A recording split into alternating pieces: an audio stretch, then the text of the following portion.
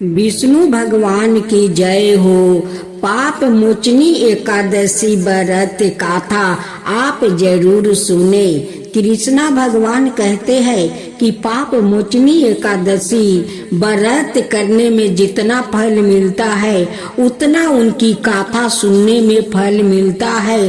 बाजिन को पुत्र मिलती है, निर्धन को धन मिलती है, कोरिया को काया मिलती है। इस एकादशी व्रत करने से और उनकी गाथा सुनने से सारे पाप मोच जाता है। धर्म युधिष्ठिर कहने लगे कि महाराज, आपने फागुनी शुक्ला एकादशी का महत्म्य बताया, अब कृपा करके यह बताइए कि चैत्रा कृष्णा एकादशी का क्या नाम है, इसमें कौन से देवता की पूजा की जाती है और इसकी विधान क्या है। कृष्णा भगवान कहने लगे कि हे राजन, यही प्रश्न एक समय राजा मांधाता ने लोमस ऋषि से किया था और जो कुछ उन्होंने उत्तर दिया था सो वही मैं तुम्हें कहता हूँ। लोमस ऋषि कहने लगे कि राजन, इस एकादशी का नाम पाप मोचनी एकादशी है। अब मैं इसकी गाथा कहता हूँ, सुनो। प्राचीन समय में कुबेर का चैत्रा रथ नाम का एक वन था। उसमें गंधर्व की कन्या गिरतोर के साथ विहर करती थी। वहाँ अनेक प्रकार के पुष्प खिल रहे थे। उसी वन में अनेक ऋषि तपस्या करते थे। सवाये इंद्रा भी चैत्रा और वैशाख मास में देवताओं सहित वहाँ आकर कीड़ा किया करते थे। वही अपने आश्रम में मेधावी नाम के एक ऋषि भी तपस्या में लीन थे। वो शिव के भक्त थे।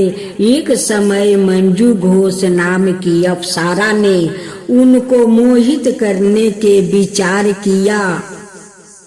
ओ ऋषि के भय के मारे समीप नहीं गई, वरन दूर बैठकर बीना पर मधुर गीत गाने लगी। उस समय कामदेव भी मेधावी ऋषि को जीतने की चेष्टा की। उन्होंने उस सुंदर अप्सरा के भू को, धनुष कटाक्ष को, डोरी से नेत्रों को, धनुष की लचक कुंचों को कुरी बनाकर मंजू घोष को सेनापति बनाया। उस समय मेधावी ऋषि भी युवा और हष्ट पुष्ट थे, साथ ही योग पवित्र और दंड धारण किए हुए ब्रह्म तेज से युक्त थे। मंजू घोष ऐसे सुंदर ऋषियों को देखकर उनकी सुंदरता पर मधुर हो गई और अपने गीत, चूड़ियों और नेपुरों की झनकार और नृत्य काला द्वार हाव भाव दिखाकर मुनियों को रिझाने लगी। पर्याप्त समय तक यह कर्म चलता रहा और अंत में कामदेव ने ऋषि को पराजित कर दिया। फल सावा रूप ऋषि मंजू घोष के साथ रमन करने लगे और काम के इतने वशीभूति हो गए कि उन्होंने दिन और रात्रि का कुछ भी विचार नहीं रहा। इस प्रकार बहुत समय बीत गया। तब एक दिन मंजू घोष कहने लगी, ऋषि जी, बहुत दिन बीत गए, अब मुझे स्वर्ग जाने की आज्ञा दीजिए। मुनि ने कहा, आज इसी संध्या को तो आई हो, प्रात काल होने पर चली जाना। मुनि के ऐसे वचन सुन कर अप्सरा कुछ समय तक और रुकी। अंत में उसने पुण्य मुनि से विदा मांगी तो मुनि कहने लगे कि अभी तो आधी रात ही हुई है। अप्सरा ने कहा कि महाराज, आपकी रात तो बहुत लंबी है, इसका क्या परिमाण है? मुझे यहाँ पर आए कई बरस बीत गए हैं। उस अप्सरा की यह बात सुनकर मुनि को समय का ज्ञान हुआ तो विचार करने लगे कि इस अप्सरा के साथ रमन करते हुए हमको 57 बरस 9 महीने 3 दिन बीत गए। तब वो उनको काल के समान प्रतीत हुई। अत्यंत क्रोधित होने पर मुनि की आंखों से ज्वाला उत्पन्न होने लगी। वो कहने लगे कि मेरी कठिन परिश्रम से एकत्र की गई तपस्या को तूने नष्ट कर दिया है। तू महापापनी है और दुर्चारणी है। तुझे धिद करता हूँ। तूने मेरे साथ घात किया है, इसलिए तू मेरे शराप से पिचासीन हो जा। मुनि के शराप से मंजू घोष अत्याचन पिचासीन हो गई और भयभीत होकर मुनि से प्रार्थना करने लगी कि महाराज, इस शराप का किस प्रकार निवारण होगा? अप्सरा के ऐसे दीन वचन सुनकर मुनि बोले, हे दुष्ट, यद्यपि तूने मेरा बहुत अनष्ट किया है, परंतु फिर से भी मैंने तुझे शराप से छूटने का उपाय बतलाता हूँ।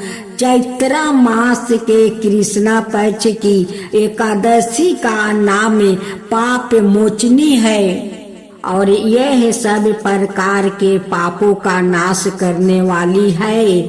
उसका व्रत करने से पिशाच योनि से मुक्त हो जाएगी। ऐसा कहकर मेधावी ऋषि अपने पिता च्यवन ऋषि के आश्रम में चले गए। मेधावी को देख कर च्यवन ऋषि कहने लगे कि आर्य पुत्रा, तूने ऐसा क्या किया जिससे तेरा सारा पुण्य छीन हो गया? मेधावी कहने लगे कि पिताजी, मैंने अप्सरा के साथ रमन करने घोर पाप किया है। अब आप इस पाप से छूटने का पर्याचित मुझे बतलाइए। तब च्यवन ऋषि बोले, हे पुत्रा, चैत्र मास के कृष्णा पक्ष की पाप मोचनी एकादशी का व्रत करने से सब पापों का नाश हो जाता है, इसलिए तुम इस व्रत को करो।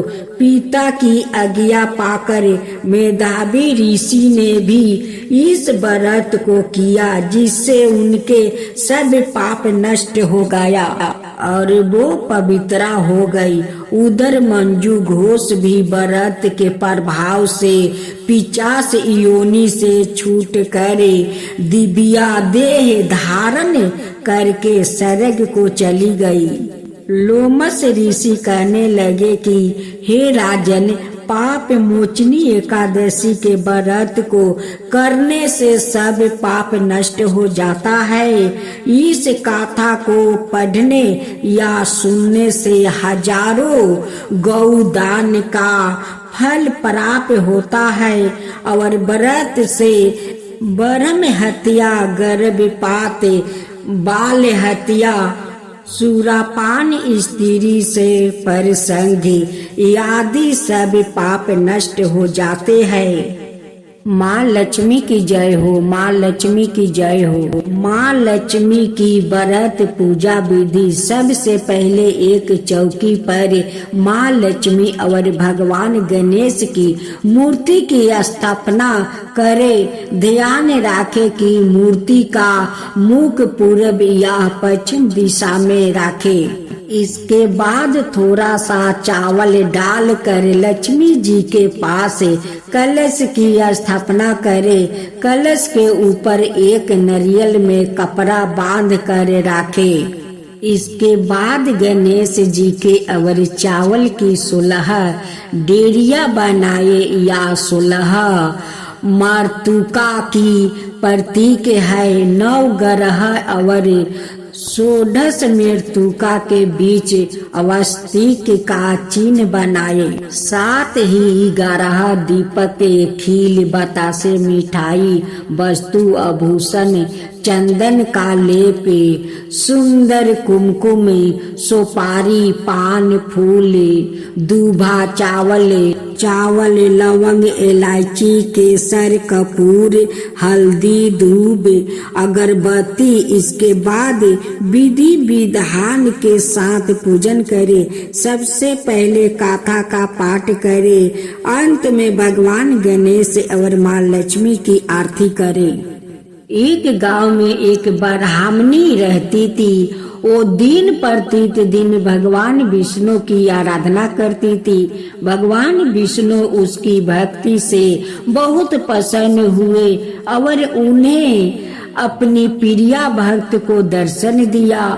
साथ ही ब्राह्मणी ने कहा कि तुमने जो वरदान मांगना है तुम मांग सकते हो। जब ब्राह्मणी ने इच्छा जाहिर करते हुए कहा कि वो चाहती है कि उसके घर में माँ लक्ष्मी का वास हो जाए। इसके बाद भगवान विष्णु ने उस ब्राह्मणी को अपने घर में माँ लक्ष्मी को बुलाने की तरीका बताया। भगवान विष्णु ने बताया कि तुम्हारे घर में कुछ ही दूरी पर जो मंदिर है वहाँ एक स्त्री आती है और वहाँ आकर उपले थापती है, तो तुम्हें उसे अपने घर आने का निमंत्रण देना होगा। वही माँ लक्ष्मी है। ब्राह्मणी ने भगवान विष्णु के कहे अनुसार ही किया। ब्राह्मणी ने उस स्त्री को अपने घर आने का निमंत्रण दिया। तब माँ लक्ष्मी ने उस ब्राह्मणी से कहा कि वो 16 दिन के लिए माँ लक्ष्मी की पूजा करे। माँ लक्ष्मी के कहे अनुसार ब्राह्मणी ने 16 दिन तक माँ लक्ष्मी की उपासना की। माँ लक्ष्मी ने फिर उस ब्राह्मणी को आशीर्वाद दिया और उसके घर में निवास किया। तभी से जो व्याकृत चैत्र महीने के माँ लक्ष्मी की इन 16 दिन तक उपासना करता है, माँ लक्ष्मी उसे प्रसन्न होकर उसे सुख समृद्धि का आशीर्वाद देती है। ओम जय लक्ष्मी माता मैया, जय लक्ष्मी माता, तुमको निस दिन सेवते हरि विष्णु दाता। ओम लक्ष्मी माता उमा राम ब्राह्मणी, तुम ही हो जग माता। सूर्य चंद्रमान धावते नारद ऋषि गाता। ओम जय लक्ष्मी माता। दुर्गा रूप निरंजनी, सुख सनपति दाता। जो कोई तुमको धावते ऋषि रिधि सिद्धि धन पाता। ओम जय लक्ष्मी माता। तुम्हें पाताल निवासिनी, तुम्हें ही सुविदाता। करम प्रभाव प्रकाशिनी, भाव निधि की ताराता। ओम जय जिस घर में तुम रहते सब सद्गुण आता, सब संभव हो जाता, मन नहीं घबराता। ओम जय लक्ष्मी माता। तुम बिना ज्ञान न हो बेबस्तर ना कोई पाता, खान पान का भाव सब तुमसे ही आता। ओम जय लक्ष्मी माता। शुभ गुण मंदिर सुंदर चिरदानी जाता, रतन चतुर्दर्शन तुम बिना कोई नहीं पाता। ओम जय लक्ष्मी माता। श्री लक्ष्मी जी की आरती जो कोई जन गाता, उरे आनंद समाता, पाप उतर जाता। ओम जय लक्ष्मी माता।